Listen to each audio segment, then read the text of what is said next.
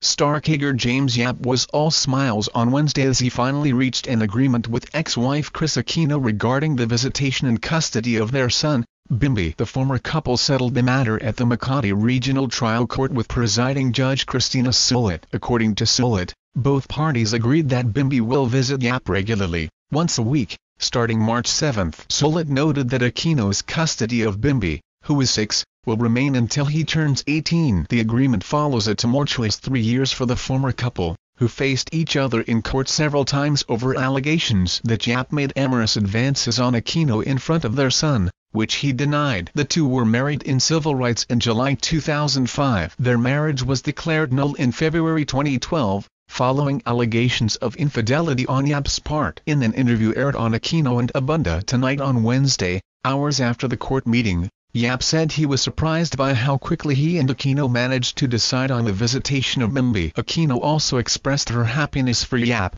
who is now in a relationship with Italian national Michaela Cazzola and whose team, San Mig Coffee, recently won the PBA Philippine Cup. Speaking shortly after Yap's interview aired, Aquino said she had been praying for the reconciliation. She said she was particularly moved by her ex-husband's acknowledgement of her being a responsible mother, adding she had long been waiting for it. James, sincerely, I'm happy for the happiness you're experiencing now, Aquino said. Kung naman yung kaligayahan mo, yung success mo, maligaya ako para sa'yo dahil pinagkaloob sa akin ng Diyos ang napakalaking mga blessings, panikamalaki na dun si Josh at si Bim.